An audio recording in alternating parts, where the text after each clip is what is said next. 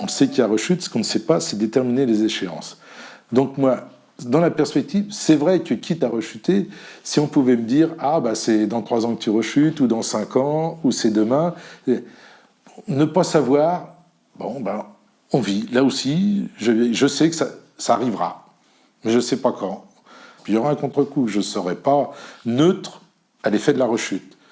Mais je pense que le contre-coup ne sera sans commune mesure par rapport à l'annonce du myélome.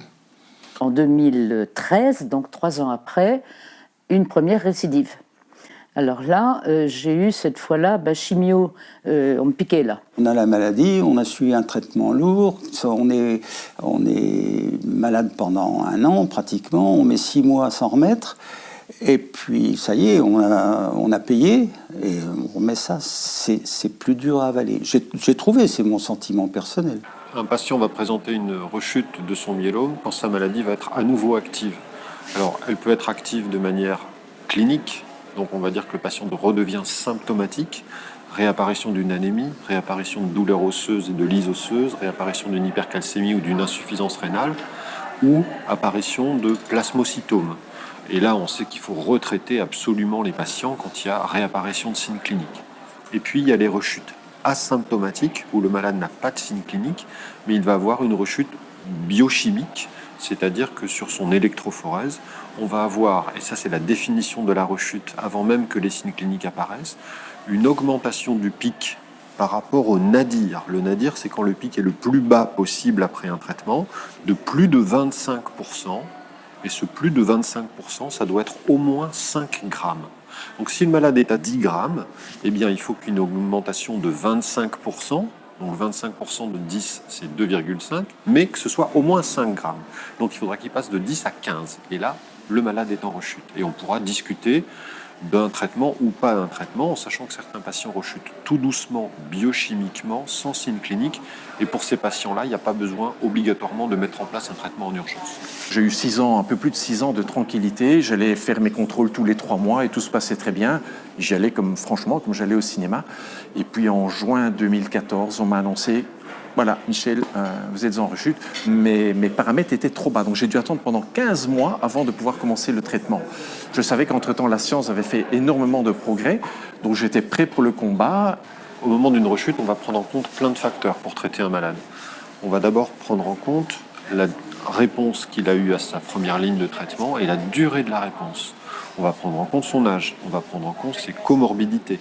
On va discuter avec lui, est-ce qu'il veut un traitement plutôt en ambulatoire ou plutôt un traitement à l'hôpital.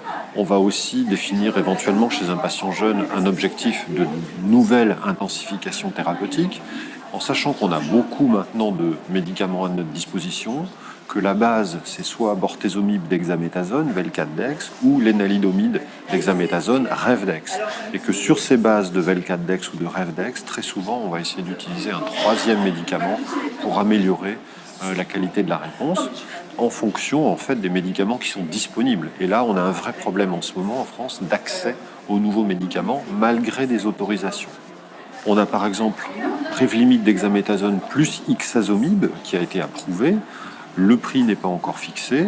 Il y a un programme maintenant d'accès pas compassionnel, mais d'accès privilégié, mais néanmoins, il faut qu'on fasse des démarches patient par patient pour avoir XA-Revdex, sachant que c'est une association qui est efficace et qui se donne seulement par la bouche, donc c'est très pratique pour les malades, c'est tout oral. On a Revlimid dexaméthasone plus elotuzumab, qui a été enregistré au niveau européen. L'elotuzumab, c'est un anticorps monoclonal. Malheureusement, la firme BMS a décidé de ne pas commercialiser l'elotuzumab en France parce qu'ils anticipent des remboursements difficiles. On a Revdex carfilzomib. Le carfilzomib a été utilisé chez de centaines de malades en France dans un programme compassionnel, un programme d'ATU, et maintenant, il y a blocage parce que le remboursement n'est pas fixé et pas autorisé par le ministère. Donc là, c'est un vrai souci parce que le carfilzomib, c'est un inhibiteur du protéasome très puissant qui se donne par voie intraveineuse et on aimerait bien l'avoir. Malheureusement, on n'a pas accès. Autre médicament en attente de mise à disposition, mais qui lui est associé au Velcade dexaméthasone, c'est le Panobinostat, qui est un inhibiteur d'histone déacétylase. Et puis, il y a 2 associations qui viennent d'avoir leurs AMM qui est Revdex daratumumab et Velcadex daratumumab. Et là encore, les associations ne sont pas passées devant la commission de transparence qui valide la qualité de la combinaison triple. Et donc, on n'a pas encore le process de remboursement qui est initié. L'Association française des patients à F3M a interpellé le ministère avant le changement de gouvernement et maintenant poursuit cette démarche. Il y a un soutien, bien entendu, de la communauté médico-scientifique. Nous aussi, on essaye, dans la mesure du possible, de faire pression vis-à-vis des autorités.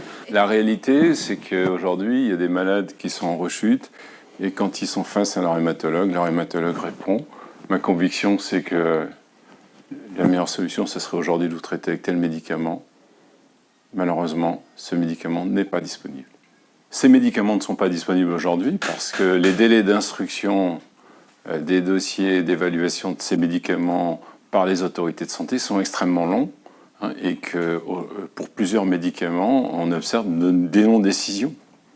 Ce qu'on peut conclure sur ce sujet, c'est qu'on attend, mais que la F3M n'attend pas sans agir.